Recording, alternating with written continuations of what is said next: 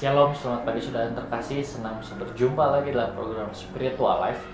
Bersama-sama kita merenungkan kebenaran firman Tuhan. Perenungan kita pada pagi hari ini terambil dari Lukas 20 ayat 9 sampai 19. Lukas 20 ayat 9 sampai 19, saya akan bacakan ayat ini bagi saudara semua. Perumpamaan tentang penggarap-penggarap kebun anggur. Lalu Yesus mengatakan perumpamaan ini kepada orang banyak. Seorang membuka kebun anggur, kemudian ia menyewakannya kepada penggarap-penggarap, lalu berangkat ke negeri lain untuk waktu yang agak lama. Dan ketika sudah tiba musimnya, ia menyuruh seorang hamba kepada penggarap-penggarap itu supaya mereka menyerahkan sebagian dari hasil kebun anggur itu kepadanya. Tetapi penggarap-penggarap itu memukul hamba itu dan menyuruhnya pulang dengan tangan hampa. Sesudah itu ia menyuruh seorang hamba yang lain, tetapi hamba itu juga dipukul dan dipermalukan oleh mereka, lalu disuruh pulang dengan tangan hampa. Selanjutnya ia menyuruh hamba yang ketiga, tetapi orang itu juga dilukai oleh mereka, lalu dilemparkan keluar kebun itu. Maka kata tuan kebun anggur itu, "Apakah yang harus kuperbuat? Aku akan menyuruh anakku yang kekasih, tentu ia mereka segani."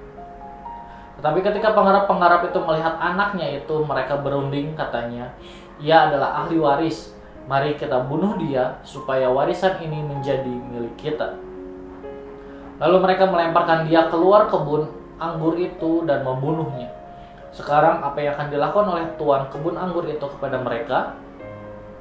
Ia akan datang dan membinasakan penggarap-penggarap itu dan mempercayakan kebun anggur itu kepada orang-orang lain. Mendengar itu mereka berkata, "Sekali-kali jangan." Tetapi Yesus memandang mereka dan berkata, "Jika demikian, apakah arti nas ini? Batu yang dibuang oleh tukang-tukang bangunan telah menjadi batu penjuru. Barang siapa jatuh ke atas batu itu, ia akan hancur, dan barang siapa ditimpa batu itu, ia akan remuk." Lalu ahli-ahli Taurat dan imam-imam kepala berusaha menangkap dia pada saat itu juga, sebab mereka tahu bahwa merekalah yang dimaksudkannya dengan perumpamaan itu, tetapi mereka takut kepada orang banyak. Saudara, renungan hari ini bercerita mengenai Yesus yang memberikan perumpamaan mengenai para penggarap kebun anggur. Dalam kisah perumpamaan ini, Yesus menceritakan ada seseorang yang membuka kebun anggur, kemudian ia menyewakan kebun tersebut kepada penggarap-penggarap. Lalu ia pergi ke negeri lain dalam waktu yang agak lama. Ketika tiba musimnya, pemilik kebun anggur ini menyuruh hambanya untuk datang kepada para penggarap kebun tersebut untuk mengambil sebagian dari hasil kebunnya atau sebagian dari hasil anggurnya. Dan hal ini biasa terjadi pada saat itu karena ada sistem bagi hasil antara pemilik tanah dan penggarap-penggarap. Nah, biasanya pemilik kebun ini akan mendapatkan 25% sampai 50% dari hasil panen anggur tersebut. Nah, tetapi kita lihat di dalam kisah perikop yang kita baca hari ini, para penggarap itu malah memukul dan menyuruh pulang hamba yang diperintahkan oleh tuan tersebut untuk mengambil hasil panen. Dan setelah mengetahui hal itu, pemilik kebun anggur ini kembali menyuruh hamba yang lain untuk mendatangi para penggarap untuk mengambil hasil dari para penggarap itu. Namun kita lihat dari hamba yang kedua ini, hamba ini juga dipukul, dipermalukan oleh para penggarap tersebut dan menyuruhnya pulang dengan tangan kosong. Lalu sang tuan ini memerintahkan kembali hambanya yang ketiga, dan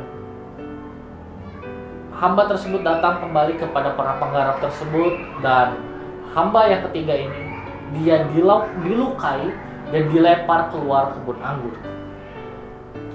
Dan mengetahui hal ini, pemilik kebun anggur berpikir cara yang tepat untuk meminta haknya sebagai pemilik tanah dari para penggarap ini.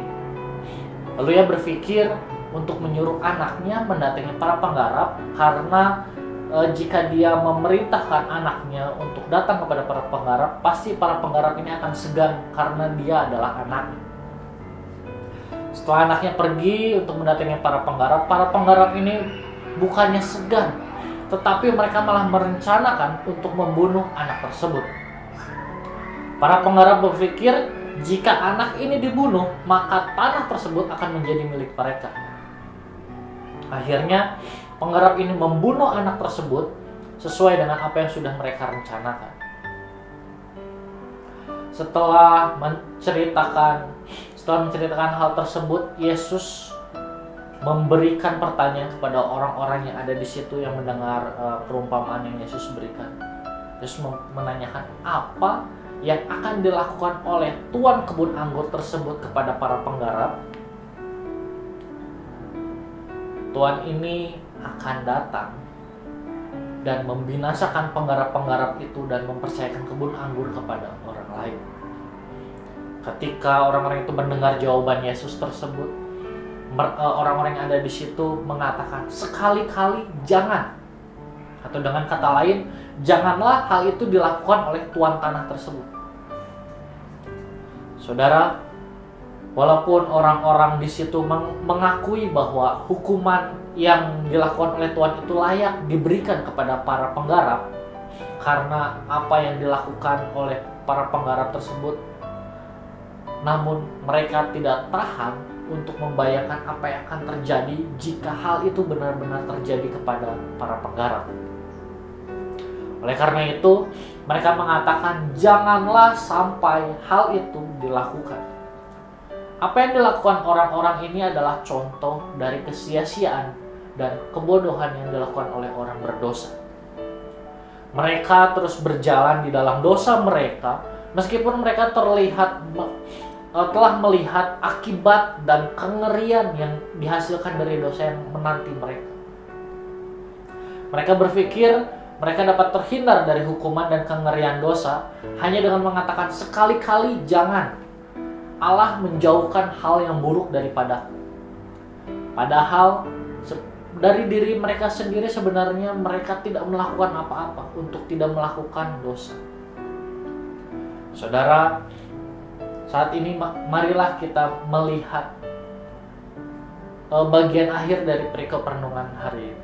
Di dalam ayat 19, jika Bapak Ibu Saudara-saudari lihat, diceritakan bagaimana imam-imam kepala dan ahli-ahli Taurat menjadi sangat murka dengan perumpamaan ini.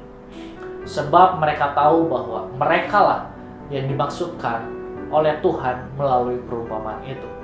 Dan itu memang benar. Hati nurani orang yang berdosa tidak perlu penuduh. Dia tidak perlu lagi penuduh. Namun, mereka bukannya menyerah kepada tuduhan hati nurani yang menekan mereka. Namun mereka malah menjadi murka terhadap Tuhan dan mereka berusaha menangkap Dia. Saudara, melalui renungan hari ini kita diperlihatkan bagaimana imam kepala dan ahli-ahli Taurat tidak terima atas teguran yang Yesus berikan melalui perumpamaan ini. Meskipun hati nurani mereka sudah memberikan sinyal bahwa apa yang mereka lakukan adalah hal yang salah, mereka bukannya meminta ampun atas apa yang sudah mereka lakukan, tetapi mereka malah murka dan berusaha menangkap Yesus.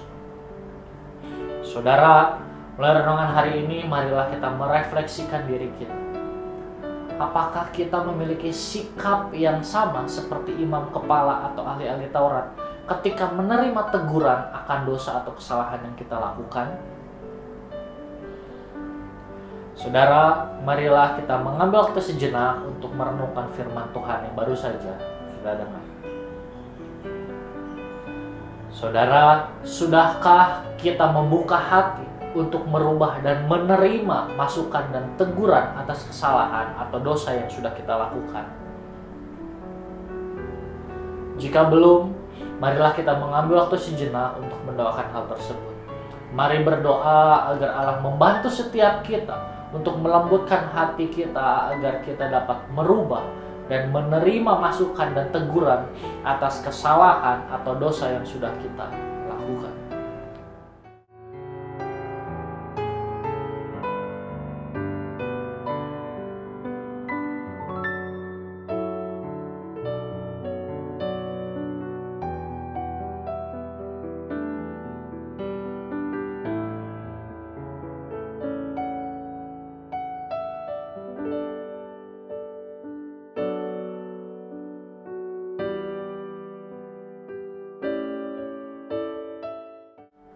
Mari kita berdoa.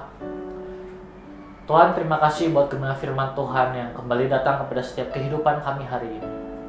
Terima kasih buat kebenaran firman Tuhan yang mengingatkan kembali kepada setiap kami untuk kami membuka hati kami untuk dapat menerima setiap teguran, setiap peringatan atas kesalahan maupun dosa yang kami lakukan, Tuhan. Ampuni kami, Tuhan, kalau selama ini kami menolak masukan, kami menolak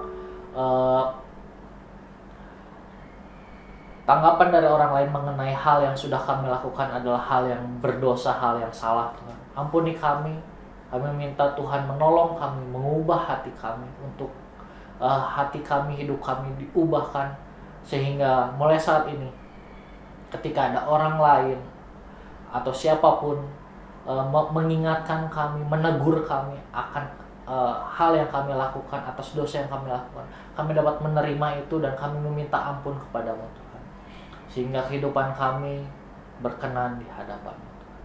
Bapak, kami berdoa juga mau menyerahkan seluruh aktivitas kami hari ini hanya ke dalam tangan-Mu. Di dalam nama-Mu kami sudah berdoa dan mengucap syukur. Haleluya. Amin. Selamat pagi, selamat beraktivitas. Tuhan Yesus memberkati.